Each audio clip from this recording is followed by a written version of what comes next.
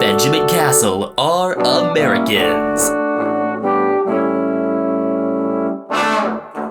Watching the footy. Liam Ryan saying, kick it my way, I want to jump over the pack, and here he comes! Ryan! This is Buddy Franklin! This is the greatest showman! Got the handball off to Myers. Myers looking for the lead of Stengel. Gee, they're good. Gee, they're sharp. Razzle dazzle Rioli. Oh, who else? McDonald! Timber! From inside the centre square. Boys kick the goal. Boys kick the goal. From inside the centre. Fat. I can't believe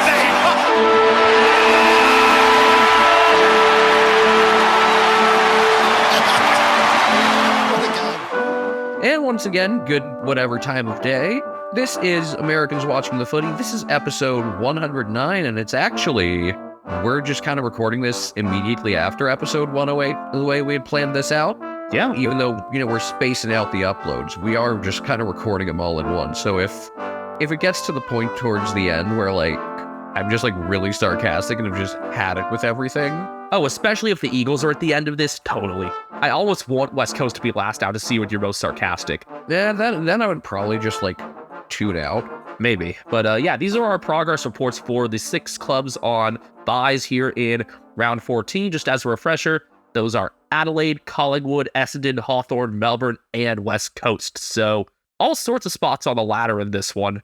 Makes complete sense that Melbourne and Collingwood are on the bye after having played them Monday. I think King's birthday is probably why you had only 2 clubs on bye this past round as well. Yeah, it was kind of an oddly spaced out set of buys, but I kind of like it. Just fewer overlaps is always better.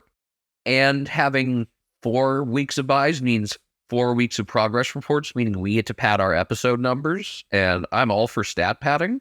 Man, are you Aaron Hall? No, before last week, as I said, Aaron Hall wasn't that bad. Still a liability in defense. And his kicking was less accurate last week. I'm still amazed that he has that meters gained record. And I like how it was just in a terrible game as a whole for North that happened last year. Which kind of proves that it's a stat that really doesn't always correlate with success. Yeah, just we mention it if they're big numbers or if we think the ground gain is actually particularly relevant.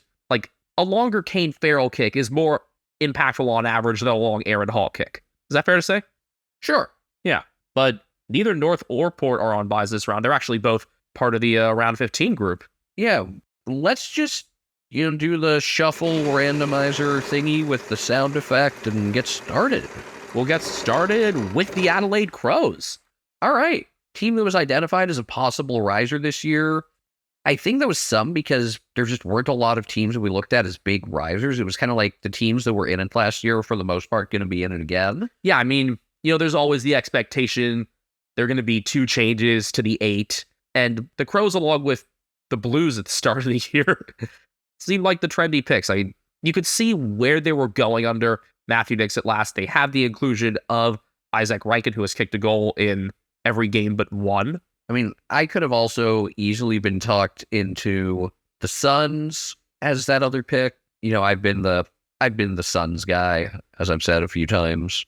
Was a sobering start to the year for them with the lead they blew at the show round and getting outclassed by Richmond, but they had this common trend in the first few weeks where they would have a quarter where they'd absolutely dominate but wouldn't kick straight, and it would end up haunting them. Yeah, that happened somewhat against Collingwood as well. Yeah, and you knew then. You knew that was what was going to fuel the Collingwood comeback. Even against a less talented team, you would have felt that. But then it was Collingwood. It was oh, this just has to happen. The Crows are 6-2 at the Adelaide Oval this year, though only 4-2 in home games there because they won Showdown of 53, which was the Port home game, and the Gather Round was technically neutral. I'm not counting it as a neutral game. Fantastic atmosphere. Love that they started the round. Love that it was Thursday footy. Yeah, the only thing I would change with scheduling that moving forward is I would make it the bookend games. Yeah, have this coming year, have Port started and the Crows close it out. Yeah, I think it would be cool. I know there's usually an aversion to putting huge games late Sunday, but I think it would be neat for this. Yeah, especially if it's something that's during the Easter holidays. Yeah, have a Sunday nighter. And as we said this past week, big Sunday night games are good. And it makes sense to free up earlier parts of Sunday as well for community footy. You aren't going to have Sunday night under the lights in most parts of the country in just your community leagues. I led talking about Isaac Rankin, but I've been more impressed this year by Luke Petler. And I think it's because he hardly played these past couple years that this is the first time that the footy world is really starting to pay attention to him. More of a bruising forward, able to work through contests in the middle with sheer strength and some crafty kicks as well. I love the Goal of the Year nomination he had round 12, where he smothered Matt Rowe's kick and finished it himself. Yeah, I've throughout the year kind of thought of Pedler as this guy who is kind of the connecting piece that, or like the node that really gets the forwards going. Yeah, I thought that was going to be more of Saligo, honestly. And I mean, Jake Saligo's been fine. He's also been another one of those in the guts guys. I think it's really between those two, Saligo and Pedler on the young, as well as Rory Sloan, who's obviously been a very nice inclusion again after recovering from that ACL he suffered round 5 last year. Like, I think of Pedler as like, it's way easier if I like made a crappy drawing on a napkin or something. Like, everything kind of flows through him and then kind of sprays out to the other guys. Like, think of, I don't know, like is it like sort of like an hourglass type shape? I mean, it's not so much an hourglass type shape, but it kind of like fans out, like, maybe like how there's like the hose in the kitchen sink that like you have kind of like the setting where you can like fan it out and spray it. Yeah, I can see that. Like that. Yeah, I mean, I was thinking hourglass kind of, it doesn't necessarily bottleneck toward him, thankfully. He got Rankin capable of moving it on the wing. Love when Darcy Fogarty comes up as well and is a strong mark there. But yeah, my strategy would be, if I'm playing against the Crows, to cut off Pedler. Yeah, you really got to cut Pedler off, and yet Geelong didn't do that. And still won convincingly. Yeah, so that was a pleasant surprise. The Crows, as we've said, good at home. Would have been really cool for them to win that one up in Darwin. They've yet to really pick up a big road win. I mean, they toughed out a clunker against Hawthorn, where I think Crows fans were like very self-aware. It was like, okay, we did not deserve to win that game. Thank fuck we did. Now let's never talk about this again. And that's in line with the idea of win your clunkers. But yeah, that's their only actual road win. Away from the Adelaide Oval, they are 1-5. And people talk about the Crows being flat track bullies. That's a term we see a lot in the Australian media for, clubs that can win at home and fall apart on the road. They can crack the 8 with their weaker schedule, but I don't expect them to win a road final. We've gone this far without talking about Jordan Dawson. Yeah, he's really upped his role. I still don't think he's like the guy who should be winning best on ground most weeks. I mean, was it the showdown medal that was like... Yeah, he won the showdown. Him? Yeah, when it should have been probably Riley Philthorpe for his bag. And he did have a really good game where he won an award a couple weeks later, I think. I can't remember which one it was. No, I mean, his first 5-6 rounds, there was talk about him, being a top Brownlow contender. He could get back into the conversation, but I think there's someone from the other Adelaide side that's leading the way right now. Also want to note that Nick Murray, I think, has become a really important defender. Like, you've seen how they've struggled defensively when he got concussed. He's one of the more physical guys in that back line. Now that Tom Duday's out, even more important. Yeah, it's going to be Murray and Josh Worrell that are important on that front. Worrell started the year hurt with a hamstring injury, has played a couple games since. Like the signs for him late last year, playing as I kind of expect him to at this point. Not sure about his physical one-on-one ability, giving away some free kicks that surprised me a little bit. Murray's a pretty good-sized guy, 6'4", 216 pounds, if you're using measurements for people that actually love freedom. Look, I don't doubt the size of their defenders. I mean, Murray, Jordan Butts is on the bigger side as well. He's 6'6", 183. Worrell 6'5", 195. So they've got the size, but they can still be outdone physically. When we did our home and away previews near the start of the year, that was a 3-part thing, episodes 76 through 78. I decided for each of us to focus on, a sleeper player, someone who we don't think is talked about much, but could have a really important role, maybe a breakout year. Ethan, I think you win on this one. Yeah, Chase Jones has been a really nice piece. Seen him playing a lot of different spots on the ground, kind of doing some wing stuff, kind of gets involved everywhere. I think Jake Saligo's another one that I think would have been a really solid pick. I mean, I thought of Saligo as a more established player already. I'd say Jones' best game was probably the performance he had against Carlton to open the Gather round 28 disposals, 9 marks, and a goal. The most active he'd been on the offensive side. He was one of the better performers in that Collingwood loss as well. I'm glad that he's not pigeonholed into the sub role like he was last year. He's played every game since Showdown, and I don't see him leaving the lineup anytime soon. My sleeper pick was Mitch Hinge, who has played 12 games this year, is somewhat of a mover on the wing, but with some problems with their backline, some of the injuries they've had, he's been forced to play in a bit more of a stay-at-home defender role, and he's just not up to that task. So now that Worrell's healthy, now that Murray's been more prominent, maybe the back half of the year we'll see him playing in a bit more natural role. Have not been impressed by Hinge as much as I have Jones, though. Still, I think it's hard not to be positive about the overall trajectory of this club. Their midfield's been solid, young defenders starting to emerge. Even if they don't end up making finals this year, they're on the right path. If they don't make finals, I think it would be a bit of a slower climb than people would like. And you can see this team having a reasonable post-Taylor Walker future, even though Tex did kick 10 this past week and isn't showing too many signs of slowing down yet. I mean, I think I'm biased here because I just really like him, but I think Riley Philthorpe could be that guy. I'm hoping he is.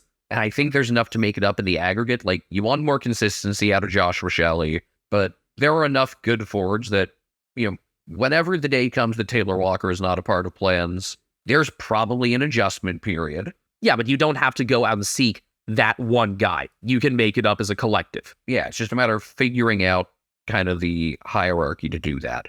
I might just go back and watch that showdown again just to see how much fun Philthorpe was having just thriving that game, like pointing at Lockie Jones saying, "Hey, thanks for that goal. You did that." It's one of the funniest moments of the season so far. I might need to make like a YouTube video for like underrated or forgotten great moments of the 2023 season. Beautiful moments of respect. Oh, yeah. I mean, it would probably be chronological, but I would have to include Philthorpe pointing at Lockie Jones in there. Out of the bye, the Crows at Collingwood, that's spicy. Host North, less spicy. At Essendon, interesting. Host GWS, interesting because of the first matchup. At Melbourne, second showdown. Hosting the Suns. At the Gabba, hosting the Swans, and then finishing off at West Coast. Rounds 15 through 22, there's like one game I'm not that intrigued by. No, we're going to be talking about this team a bunch. They've been, as much as we talked about Frio last year, I think we've been talking about the Crows as much, if not more, this year. And I'm so happy about it because of how unremarkable they were past, the first few weeks of the last couple seasons. They've hit on something here, and this schedule is going to challenge them the whole way. All right, who's up next? Yeah, 1 down, 5 to go. Are you going to tune out? It's the Eagles, isn't it? Yep. Well, I have a couple of observations, but not many. All right, well, they're 1-12. They're dead last. They're on a club record 11-game losing streak. Their only win came against the Giants in round 2. I thought that the injury situation couldn't be worse than last year, and in parts of the year it certainly has been. I mean, they had no back line this past week. Jake Waterman was going to be playing center half back before he went out sick, and Oscar Allen had to go back to play on Tex. He did slow him down, but that's not where Allen belongs. I'm glad that he's getting the recognition he deserves, though, as this beacon of hope and goal scoring on as shitty a team as this is. He's gotten so much respect from the entire league as just like this stud. And I don't think he's going anywhere either. He's a Westerner. I hope they name him captain next year. I just, that people write this team off every week, barely watch them, but look and it's like, damn, this guy's really pulling his weight and giving people something to be proud about is good. Like, a lot of sports, I don't think good players on bad teams get that sort of recognition. 33 goals for him is already a career high. He's ticked 33-12. And I mean, he hardly ever takes shots in live play, but I mean, got good hands. And this next goal for him will be the 100th for his career, so that'll be something to celebrate as well. Storm the ground. I wish it had happened. There were a couple of people talking about storming the G for Mason's 100th. At this point, should you storm the ground for 10 goals in a game? Yes. I wish that we'd seen it last week. Between Tex getting 10 and it being his milestone, would have been the best way for Crows fans to honor him.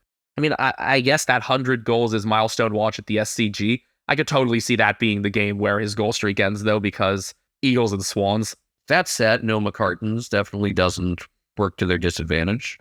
And as much as I criticized Bailey J. Williams at the start of the year, he has improved a hell of a lot as of late. Had his most active game this past week. I think it was like 35 headouts or something, and a goal and getting some clearances on his own.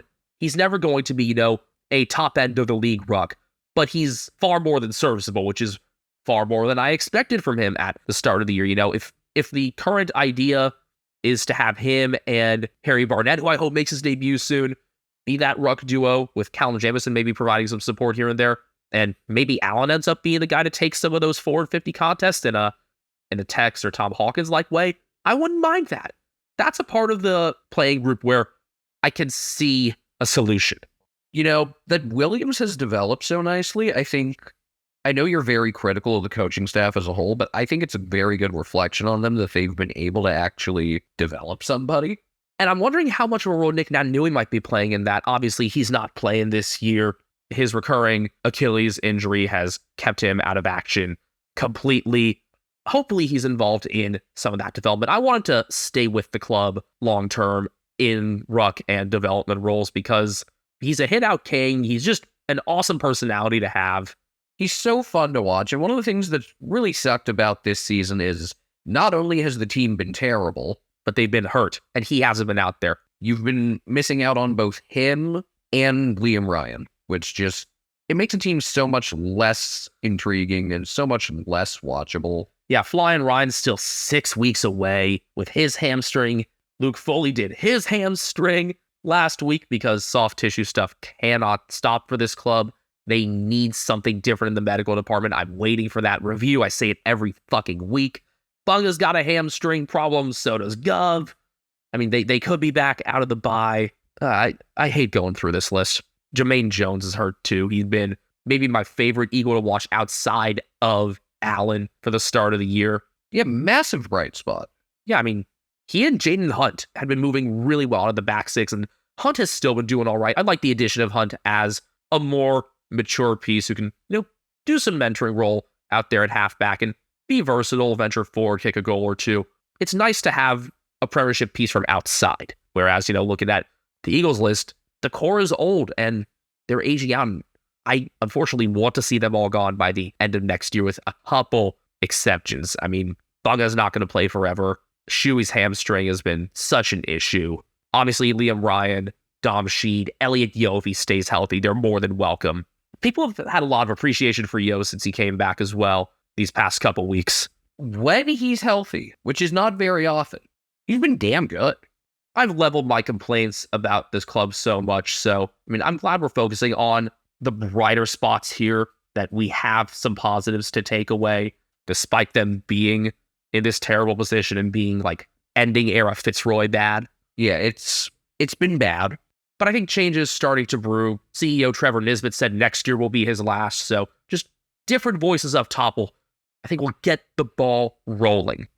My sleeper for this year was Brady Hoff, who I really enjoyed last year as a wing who could go into some of that outside midfielding role as well. He hasn't been included as much this year, rounds 4 and 5, and then the last 5 games has been getting maybe slightly more touches on average. He's just someone that I want to see work into plans more. If Yo's healthy, if the regular stay-at-home defending core is healthy, I hope that he stays in and is allowed to be part of more of that chain out of halfback, maybe linking up with guys like Hunt and Yo. My guy is Jai Coley. It was an easy pick. He was pretty decent when he was actually healthy. And then did his ACL. Yeah. But I did enjoy watching him, and I think the football world altogether, they're behind him. Yeah, people like him. He's a cool story. He's got great dreads. I hope he stays. Most people's ladder simulations and stuff have these guys finishing at 2-21. I guess that would mean they expect him to beat North round 20. Is there any other game you could possibly see them winning? Carlton round 19 would be so fucking funny, but I think it would require a pretty severe Blues injury in the forward 50 for that to happen. So no, of course, along with, the Eagles' own backline staying healthy. A few weeks ago, I could have been talked more into them having a shot to beat Richmond. Essendon, I feel like, if you get physical enough with them, but you've talked about how little they pressure, so seems unlikely. The top players are pressuring. I don't know why the lesser players are not. That's not a skill thing. You can pressure. The top players have pulled so much weight. Like, you can deserve a lot of credit. Allen, Liam Duggan. But it's like some charge of the light brigade shit. Yeah, I mean, I feel terrible for Allen, Duggan, and the like. Tim Kelly, although, I mean, he couldn't have expected to get this bad when he made that move. No, he's been their biggest contested winner, their biggest clearance guy. I mean, I hope the stronger pieces now, even if they're from out of state, are willing to stick around and see this next part of it through. 2 down, 4 to go, 1 more before the break here. Well, we know it'll be a team higher up on the ladder. Big if true. Well, it's a team with another significant Western following. It's Essendon, who have already surpassed their win total from last year. The Bombers are 8-5. They're in 6th on the ladder, 110.5 percentage. They are on a 4-game win streak. People have talked about their schedule being pretty soft. They do double up against some pretty weak teams. GWS, North, West Coast. I mean, I said GWS is solid. You know, they're still towards the bottom. I think they're clearly like the 15th best team. But they hang in games a hell of a lot longer than people expected them to. Yeah, they are the only team that gets to face both North and West Coast twice. You know, some people in the AFL world complaining about their schedule.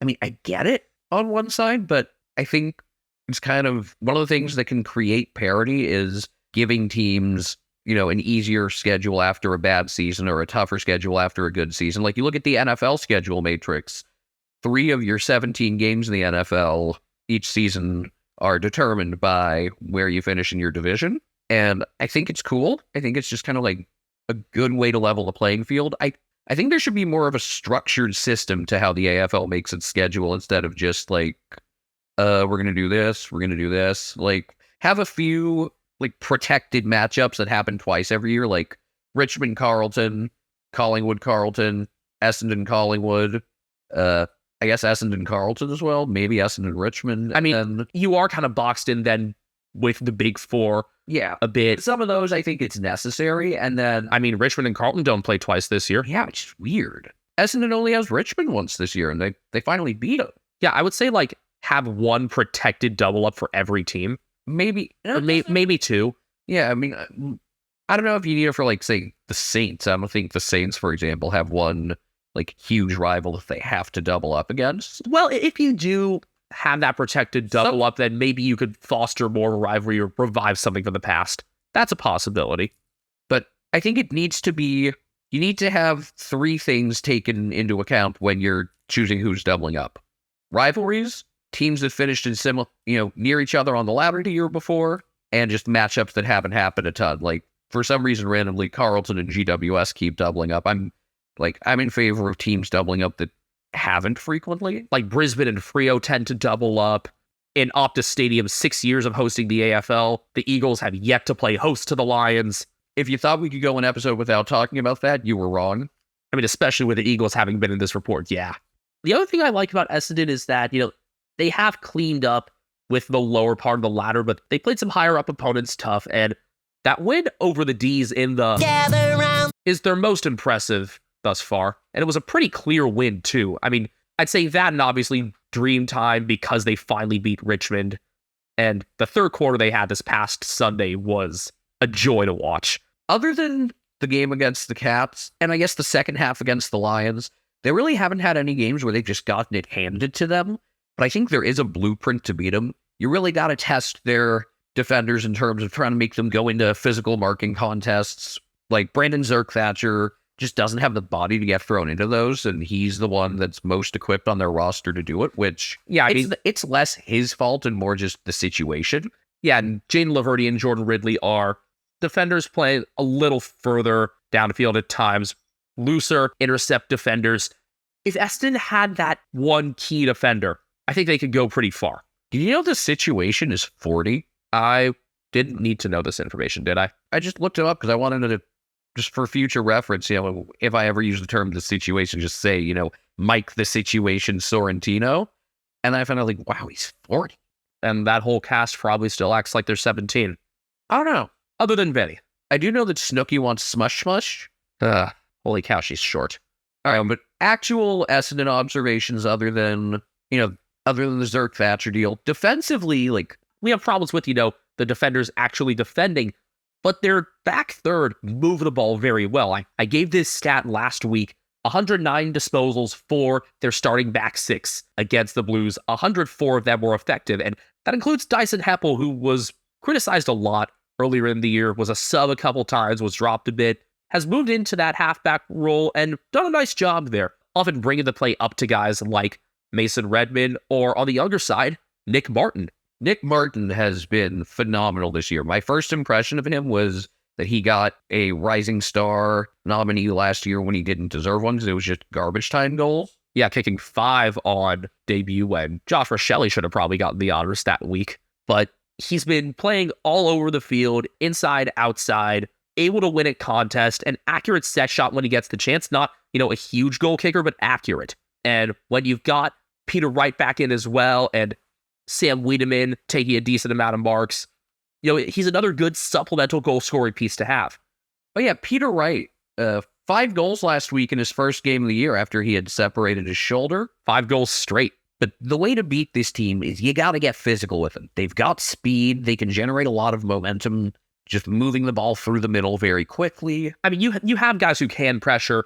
Zach Merritt, Ben Hobbs, not dead Ben, who had another one of his best games this past week as well on the pressuring front in particular. But you've got to get physical with them in their defensive 50. There's a blueprint there, and I'm surprised more teams haven't really tried to latch onto it. Like, I think when Essendon have to play the Crows, for example, I think that's a really bad matchup for them because the Crows can just lay a billion tackles. That's going to be round 17 in Melbourne at Marvel. Post-bye schedule for Essendon: at Freo, home against each Adelaide team; at Geelong, home against the Dogs. And then they finish off with the Swans at home, which sounded a lot cooler earlier, but maybe Sydney will be healthy then.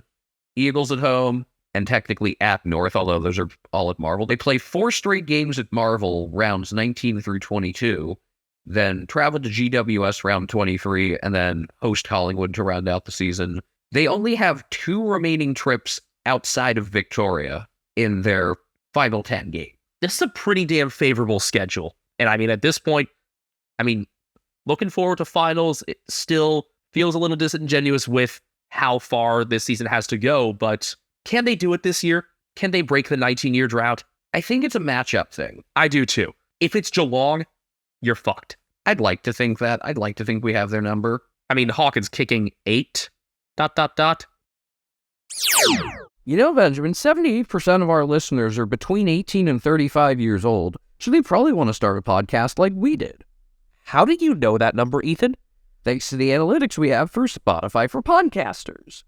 Formerly known as Anchor, sorry Freo fans, Spotify for Podcasters has tools that allow you to record and edit your podcast from your phone or your computer. No fancy software needed.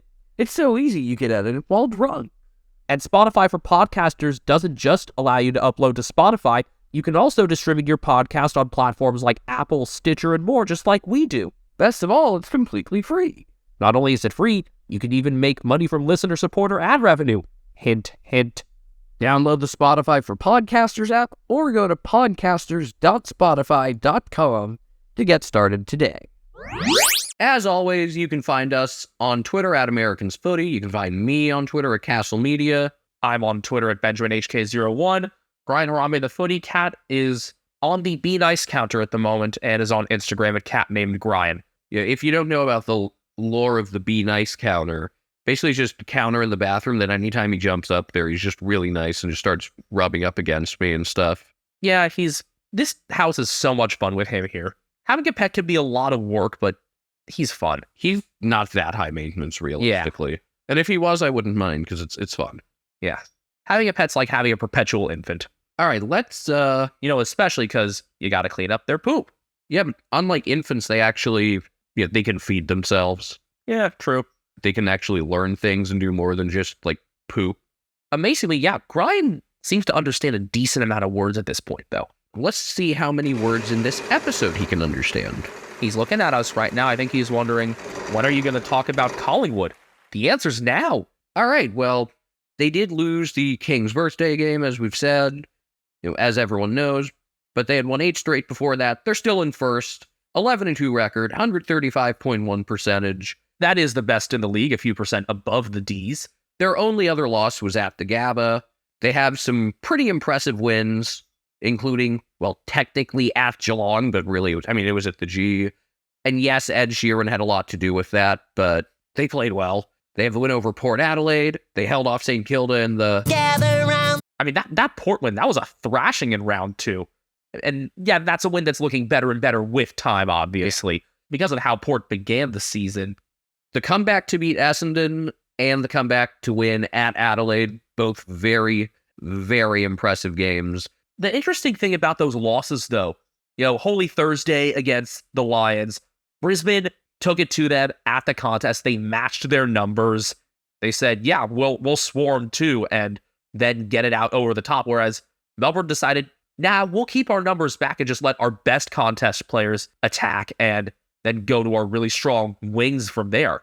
So we've seen a couple different ways for Collingwood to be beaten, and I think the way that Simon Goodwin approached it is the one that seems more replicable with more lists, because I think most lists have, those 2 or 3 big contest winners that can get the ball out of space and then at least be able to keep enough numbers elsewhere on the ground. Yeah, that seems fair. What I've really liked about this team throughout this season, they don't have too many guys other than Nick Dacos that rack up mammoth fantasy numbers. Obviously, Dacos is a hell of a player, even though, he gets a lot of uncontested possessions, but he's effective still on those. He's quick and elusive, and he's a great kick. And I think if you could somehow find a way to keep a body on him and just be physical with him all game, that's how I don't know if you completely neutralize him, but make him less effective. At the same time, that takes a number away from the rest of the ground. It often, pins a number in your forward 50. Do you have one of your more physical forwards take him on there, then kind of move off of him when you have the ball and are looking for shots? No, I don't think any team's really figured it out yet. We saw Adelaide put Ben Keys on him for a bit more than a half. I just want to mention one other thing about Dacos. Anytime I'm criticizing his play, I am not undermining that he's really fucking good. Oh, with either of the Dacos brothers. The fact is, he's 20. He's one of the most accurate kicks coming out of the back half. He plays all over the ground. It's just, sometimes you want to, you get tired of people just going on and on and on about how amazing he is. And it's just let's also acknowledge that he's not a perfect player. He has some flaws in this game, just like everybody else. But he's damn good. We all we know and understand that he's damn good. I think Nick getting so much press has taken a lot of it away from Josh as well. And he's been having another really strong season too. The connection between the two of them, usually Nick kicking to Josh, is obviously really strong. And Josh is one of their more capable full field players. You got, a lot of pieces that you can move around in this lineup their contest strength speaks for itself, but I think Josh just doesn't get talked about enough. The D's actually largely shut Josh Dacos down last week, and it's just it shows you what you got to do to find a way to shut him down, between putting men behind the play, not letting them really get out and run, and just not letting their main operators have as much space as they're usually able to take advantage of. Yeah, that's the part of the game that I can see as being replicable and, keeping those numbers back to clog up more of the ground. When either Dacos brother gets out in space, watch the fuck out. You can't let him do that. No. And from the middle, if Tom Mitchell can win the ball, feed it to anyone of, DeGoey, Adams, Pat Lipinski with 2 goals in his first game back. Awesome that he finally returned. They did really well with their work in the trade period. People were questioning Tom Mitchell's effectiveness. He's got the pieces around him to be his best again. And Billy Frampton had a really strong start to the season before getting hurt. Had to go into the ruck at times, but has also been a good defensive support along with Darcy Moore and Nathan Murphy on the taller side of things. Murphy and McCreary are 2 of my favorite players on this team, but what Moore has done as an interceptor, last year, we knew about Isaac Quainer's interceptability, and we still do. He might be my favorite to watch in their back third. That he's their number 2 interceptor is insane. Quainer behind Darcy Moore? Yes. Which shows you, just how far Moore has come. Coming. My thing about Darcy Moore as well, it kind of matches, what some Cats fans had hoped would happen if they gave Tom Atkins the captaincy, where he'd kind of elevate his game to fit the role. Moore was already a good player. Now he's all Australian captain material. He's elevated his game to fit the role of captain, and it's one of the reasons they're legitimate flag contenders. You look at, what I've said, Brisbane lacks versus teams that have won flags in the last few years that have this great defensive unit and a great leader in that unit as well. For example, Tom Stewart for Geelong, of course. Dylan Grimes, you could say, for that Richmond group. Darcy Moore is that for Collingwood. And I expect him to lift the Premiership Cup within the next few years. The one guy I'm really waiting on to make a big impact, he's had a couple of those moments early in the season that we got to know last year, but I haven't seen as much of it out of John Noble this year. Yeah. I mean, the game against Carlton wasn't close. That certainly didn't help his cause. I really like the guy. I think he's a high IQ player who makes gritty, winning plays, but he's a very Collingwood player in that sense. But yeah, he's been under the radar so far this year. Who knows if his spot's going to be stable with the team continuing to get healthier. Looking forward, Jamie Elliott and Dan McStay should both be back after the bye.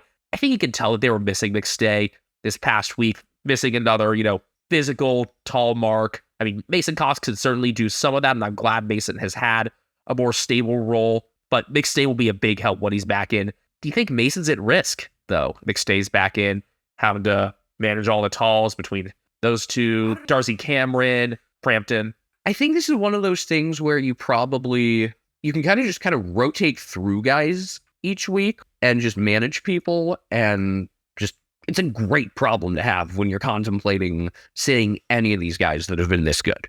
Also wild that after being one of the main characters last year for the entire season, that Jack Ginnivan has been, out of the lineup more frequently, which not a knock on his ability, just the suspension put him behind the 8 ball, and there have been other guys who have just been so good that it's like, how can you put him in ahead of them?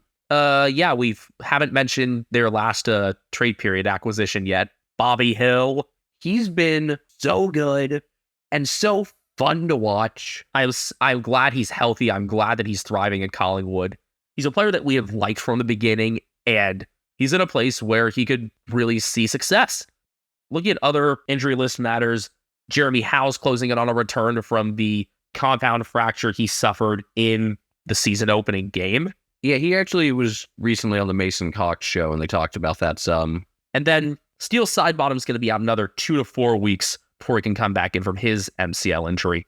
And Sidebottom being back in just makes it even tough for guys like Ginnivan to come into the lineup, the strong VFL midfielders, including Finn McRae and my sleeper pick, Josh Carmichael. Yeah, Carmichael, that he hasn't been in. He's a candidate to get it every week, and it's just people have always been in front of him. He's been the sub once this year, getting 2 touches against Richmond. That's all we've seen of him. And that's a testament to the depth of that list.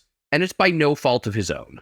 My sleeper is Reef McInnes, who's played in a couple games, also been the sub a couple times. I really like him. I think he's kind of up there with McCreary and Murphy in terms of dudes who make winning plays. Yeah, he's been the sub 3 times, was subbed off once as well. He's been used as a taller midfielder role, but can go for it as well. He's a good, versatile, tall piece to have as the sub. I think he might be, the tallest player that's regularly in substitute consideration. He's 194 centimeters tall, which is 6'4", and he's just 20. Collingwood's schedule the rest of the way is really spicy. We know that they're in great shape, and it would be shocking if they're not a top 4 team, but they're facing a lot of teams that, it's going to be big games. Going up there to face the Suns, who had a shot at them last year, hosting the Crows out of the bye, games against the Dogs, Dockers, the trip to Port, Geelong again, Brisbane again, finishing the season with Essendon. They had a 2-week stretch. Should note, by the way, that Brisbane game is at Marvel, and they tried to switch venues for that game, and the league said no. They should be close to packing Marvel for that one then. The only 2-week stretch that isn't spicy is rounds 20 and 21, and round 20 is still spicy because it's Carlton. That'll be a Friday game instead of the typical Sunday afternoon, although it's been a Friday game before. It should be Showdown. I cannot believe that Showdown 54 is not a standalone game. All right. Last time randomizing for this round, 2 clubs that drew against each other 2 years ago. And Melbourne will be the first of those we talk about. How fitting that we talk about the Grand Old Flag on Flag Day. This will probably be released in Australia on June 16th, the Friday, but it's Wednesday, June 14th in the mid-afternoon as we're recording this here in California. I just want to mention really quickly, though, That you will find true love on Flag Day. yes, that was actually one of the two things I was going to mention. I don't know if that's too new of a Simpsons episode for people to get. I assume you guys will get it. But the other thing is we follow a Twitter audience that really loves Australian sports and just sports around the world in general. And yet, we never see anyone talking about Super Rugby. But I discovered the Melbourne Rebels song, and it is the funniest shit I have ever heard. Like, the song itself is hysterical because it's based off of a song from The Miserables. I'm not doing the snooty French accent. I'm not being that, the guy who tries way too hard. I mean, do they just sing? Do you hear the people sing? Or do they even change the lyrics? Or is it just... They change words. But yeah, I'm not going to be like the guy, if you've ever seen, the College Humor video, the guy talking about getting tapas and gazpacho and singing karaoke. It's a great video, but what makes this song so funny is, like, if you look for it on YouTube, like, the recording of it is, like, it's the saddest sounding thing ever. Like, it sounds like a funeral, like something you'd sing at, like, a Yom Kippur service or a funeral. I will need to search. It's so funny to me. It's like, they must be so sad every time they win. And no wonder, they went 4-10 this year. I see why. But the only reason this even came to mind Was because it's another Melbourne team? No. In part, well, I'm tying it into this because Grand Old Flag, which is so upbeat and funny. And also, that's a song you sang every day in your first grade class. Yes, and now it's Flag Day. But I looked it up initially because it was like, are the Brumbies even in on NRL? Because it's such a funny team. And it's like, oh no, they're super rugby. No, they're rugby union. Yeah. And they tend to be the strongest of the Australian Super Rugby teams. Rugby union's fun. I think it's definitely more fun than rugby league. Anyway, total tangent there, but I wanted to throw that in. Watch the video, listen to the song. It's so funny. As for the Demons, I think they look more like a flag contender than last year. They currently are 9-4. They're in third percentage, a nice 132.3. Just behind Collingwood in that regard. And, I mean, they boosted that the tiniest bit this week by beating the Pies, though they only kicked 8-18. As we said in the round recap from a couple episodes ago now, the scoreline does not reflect how thoroughly Melbourne outplayed Collingwood. They don't have a lot of big wins yet. They have that one, beating the Dogs so convincingly at the start of the year and the Swans so convincingly when the Swans were still pretty healthy is impressive. They only have one, what I would say is concerning loss. Losing at the Gabba, losing a close one at Port, losing at home to Freo, not too many concerns. It was that loss to Essendon that I think could raise, sounded some alarms, but they've done pretty well since then. What I think is so interesting about this year's Demons team, don't get it twisted, they do not play a particularly exciting style of football, but it's efficient, so I don't care. It's not gonna, win tons of people over like, oh my God, they're so fun to watch. No, when my friends have been getting into the game, they've been talking to me much more this past week about Essendon and Collingwood, and understandably so with the styles they play, but they are varying. They're moving a bit more this year, the Ds. They're not solely looking to bomb things into the forward 50. The forward mix as well, isn't set either. But I think Jacob Van Rooyen's place in the lineup is set. My thing with them is their defense has been so balanced this year. Like last year, when Stephen May went down, everything fell apart. I mean, he's had some down games this year, but you've seen enough players be able to make up for it. Lever in the air, on the ground this past week especially. Christian Salem and Judd McVie, both really good movers out of halfback. I'm thrilled that Salem's healthy again. And I love that we're talking about some newer pieces for the Ds. McVie and Van Rooyen getting debuts this year. They only debuted 2 players last year. McVie's been, nothing amazing, but solid. If he could be in that support role, that's fantastic. Their whole defense to me has just been a lot of solid, which I really like.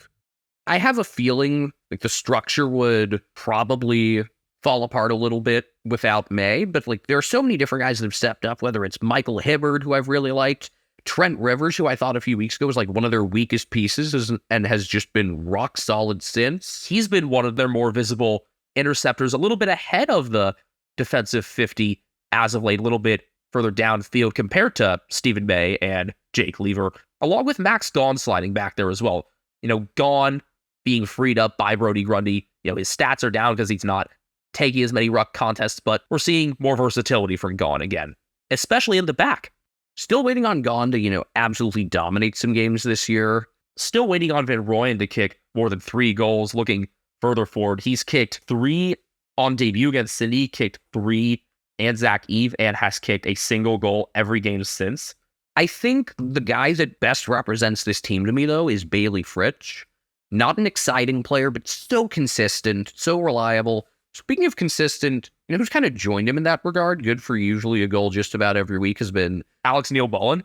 Yep, who I've just been really impressed by him. Yeah. Like, what they're going to give you most weeks. They're not going to blow you away, but they get shit done.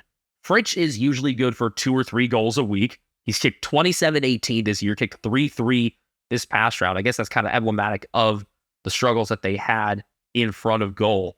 Neil-Bullen, consistent, 10 goals in 10 different games, and good for disposals in the teens pretty much every week. Kazi Pickett has been inconsistent at times, but still so much fun to watch. Anytime he gets a goal, it seems like it injects so much life into the whole team. Him and, I guess after him, Van Rooyen would be that other guy then. And maybe Grundy, thinking about the recent ones, especially against Collingwood this past week. It always seems like, though, if Pickett gets one, the team's going to get like 3 of the next 4. Here's something interesting I found looking at their schedule. They don't really have that many difficult games. All their tougher games, other than the trip to Geelong out of the bye, are home games. They host the Lions, they host the Crows. I mean, it's a pretty balanced schedule as well. They go to Sydney round 24, and who knows what the Swans will be like at that point. I mean, I'm sure that'll be, assuming he's healthy for Buddy's last game, that'll be an incredible event. And that may be a really tough challenge because regardless of where the Swans are ladder-wise, you're going to be facing a team with a lot of emotion and a lot of momentum. That stretch coming up round 17 through 19 piques my interest. Playing the Saints at Marvel and then hosting the Lions and Crows. I think this is a schedule that's actually come out a bit easier than I would have expected, just with the home and away splits more than anything. I mean, yeah, they got Geelong on Thursday coming out of the bye, but they're down in comparison. A lot of it because of injury. They're getting healthier. Richmond, for now. Richmond, Carlton, and Sydney all being on the weaker side compared to what we expected. I mean, I see it very unlikely that they'll fall out of the top 4. I do want to talk about a couple other players before we move on. I wasn't a fan of Adam Tomlinson, though he seemed to be less of an issue this past week. Yeah, one of his more solid defensive games. I wanted Collingwood to target him more to see if Mason Cox could bully him a bit. But on the ground, he was more solid as well. And I think even before Clayton Oliver's injury, Jack Viney's gotten much more time in the spotlight and has just been really, really strong. And if he wasn't, behind Oliver and Petrarca, I think people would look at him and just realize what a super talented player he is. Going to be coming up on 200 games near the start of next year, an incredibly consistent player, and 2 best on ground medals this year, the Frank Checker-Hughes medal for Anzac Eve and the Neil Danaher trophy, and both very well deserved.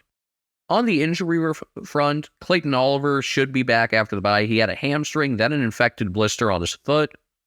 Tom McDonald's probably going to miss another month with an ankle injury. Harrison Petty could be back from a foot injury after the bye. They're both swingmen that can play in either 50. I like the look with Petty being up forward a bit more as of late before he got hurt. What they've done without Petty, though, is a testament to their defensive depth and balance, where last year, I think he was so much more in the spotlight. Your sleeper could also be back after the bye, should be, assuming he's out of concussion protocols. No reason to think he won't be. Yeah, that's Jake Bowie. He got cleaned up. I think he got a knee from Mitch McGovern and then got landed on in round 12. I'm surprised to talk about Bowie as a sleeper because of how strongly he started his career, but had slipped in form near the end of last year. Only played in 1 game past round 17 of 2022, that being their round 23 win at the Gabba. Played all 12 games before getting hurt this year. Pretty consistent with getting disposals in the teens. He stayed at kind of the same level that we saw, when he first came in. So I want to know, what would it take for Bowie to take his game further? It's a very crowded list, and I'm not sure if he's able to be his most productive where he is now. Him being of such slight frame doesn't help either. He's 5'9", 159 pounds. That's quite small for the role that he plays. My sleeper pick is James Jordan, who's been used as the sub 6 times. And let's see, he had 21 disposals in a full game against the Swans, 22 in a game against North. What I think really stands out about his performance this season is just that he's kind of passed James Harms on their list in terms of how they rank players. And I really like Harms, so that's a testament to Jordan more than anything. Final team to talk about is one that, despite being 16th on the ladder, we both have a positive perception of because of the trajectory of their club, the ingenuity of their head coach, and the fact that they've won 3 of their past 4 games. That's Hawthorn. They are 4-9. They're at 78.5%. I think there is a clear hierarchy of teams 18 to 15. When at the start of the year, you probably would have grouped them all together and could have made a case for any of them in any order. 18 West Coast, 17 North, 16 Hawthorn, 15 Greater Western Sydney. Yeah. And the gap between 17 and 16 is bigger than the gap between 16 and 15. I think we're starting to learn. But basically it goes, there's GWS, then there's Hawthorn, then there's 20 feet of crap, then there's North Melbourne, then there's 50 feet of crap. Only 50? And then there's West Coast. What if it's a fully healthy West Coast? Then they're kind of in there with North. All right. Anyway, the Hawks, 3 out of 4 wins. Beating the Saints and Lions the last couple of weeks, really impressive. Losses, really no bad ones. And a couple of teams they shouldn't lose to. They have had a few games where they've gotten blown out. Cats gave it to them second half. Swans, obviously, at the SCG got killed the first half by Port. Got beaten up at Freo, but they've been a pretty tough out at home. And they had a couple of very narrow losses, rounds 5 and 6 in the a 2-pointer against Greater Western Sydney out at Norwood, and a 3-point loss in Launceston to the Crows. Both super fun games. To everyone who said the Hawks are tanking, don't even watch them this year, shut the fuck up. I imagine their form has shut you the fuck up already. Yeah. But if not, shut the fuck up. Look, they've had a few games where, again, they've gotten knocked around and looked like a rebuilding team. It happens. But I think they've been competitive more often than not, and I like what they've done. Personally, what really impressed me, the win over the Lions was obviously great, but I love the win over the Saints because that was a type of game that it seemed like they just couldn't finish earlier in the year. You look at those Crows and Giants losses, and that they overcame inaccurate set shot kicking. For a lot of the year, their set shot kicking was worse than Carlton. They kicked the last 5 goals of that Saints game, right? I think so. They had a lot of set shot problems. I think Mitch Lewis coming back in had helped rectify those numbers. Jacob Kaczynski becoming more accurate as well. He was the one that had that winner against St. Kilda. I was super pumped for him. Still waiting on Dylan Moore to do more. He's been a consistent disposer, fantasy performer. I've been satisfied with him, not rapturous in any way, but solid. Solid like Will Day and Jai Newcomb have been as leaders of the midfield. That's a part of the ground that I think is getting pretty set for them. Very strong in the contest. I'm surprised that they struggled a bit in the first half against Brisbane last week, but it was Day and Newcomb, those contest winners, that started the good trends for Hawthorn throughout that game, particularly in the second half, because from those wins, they got outside, they took their time, they built up uncontested. I have been a huge Jai Newcomb fan since Easter Monday last year. Just his physicality, his ability to pick up clearances is awesome, and that they've already built such a good midfield core. It's you get younger defensively, keep building with the forwards, and I think I love the trajectory they're on. I think this is a team that in a few years' time is going to win at least one flag, if not a couple. I think Sam Mitchell puts out great game plans every week. This week, probably the best example yet. My favorite thing is just they've addressed their problems, like crappy third quarters, not being able to finish close games. They've found other ways to move the ball out of the back with Chankworth, Jaff, Hurd. Mitchell has been so quick to make in-game adjustments, and you compare that to a guy like a Luke Beveridge, who he might come into the week with a good game plan, but he's not going to change anything if someone finds a hole. This team has actually had very few injury problems other than Max Lynch getting concussed again. He's been shut down for the year. The one game he played, he actually looked kind of good. Fortunately for them, they have other ruckmen, Ned Reeves, Lloyd Meek. They've been creative with deploying Reeves as a forward at times. Yeah, at first I was a bit surprised that they were sticking with Reeves and Meek both against the Lions, but it paid off. And yeah, injury-wise, I mentioned Chancliffe Jaff being hurt. He appears ready to return after the bye, as is Captain Chaos, Sam Frost. I am not a big Sam Frost fan. You have to watch him because it's chaos. It's Frostball.